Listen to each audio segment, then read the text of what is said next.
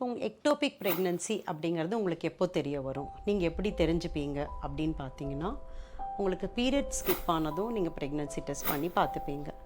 Ideally நீங்கள் உங்கள் டாக்டரை போய் மீட் பண்ணுங்கள். அவங்க 1 வீக்கில் ஸ்கேன் சொல்லுவாங்க. ஸோ உங்கள் டாக்டர் வந்து 5 வீக்ஸில் நீங்கள் போகிறப்பவே உங்களை வந்து ஏர்லி ப்ரெக்னன்சி ஸ்கேன் அப்படின்னு ஒரு ஸ்கேனுக்கு அனுப்புவாங்க. இல்லை டாக்டர் உங்கள் கைனகாலஜிஸ்டே கூட பண்ணுவாங்க. மெயினாக வந்து இந்த டிரான்ஸ்வெஜினல் அல்ட்ராசவுண்ட் ப்ரோப் இருக்கு இல்லையா, மூலமாக விட்டு பார்த்தோன்னா கர்ப்பப்பைக்குள்ளே சின்ன ஒரு 6 மில்லிமீட்டர் சாக் கூட ரொம்ப கிளியராக தெரியும்.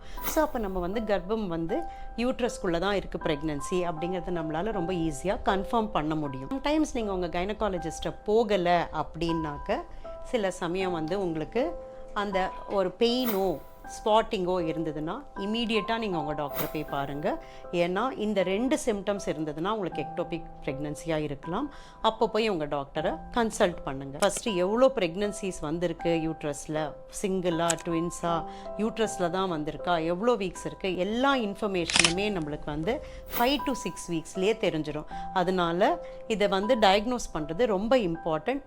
உங்களோட ஹெல்த் அண்ட் சேஃப்டிக்காகவும் ஏர்லி டயக்னோசிஸ் ஆஃப் எக்டோபிக் பண்ணினோன்னா இன்ஜெக்ஷன் மூலமாகவே அதை கரைச்சிடலாம். நம்ம ஆப்ரேஷன், லேப்ரோஸ்கோபி, டியூபை கட் பண்ணி எடுக்கிறது, இந்த மாதிரி சுச்சுவேஷன்ஸில் நீங்கள் லேண்ட் ஆகாமல் இருப்பீங்க.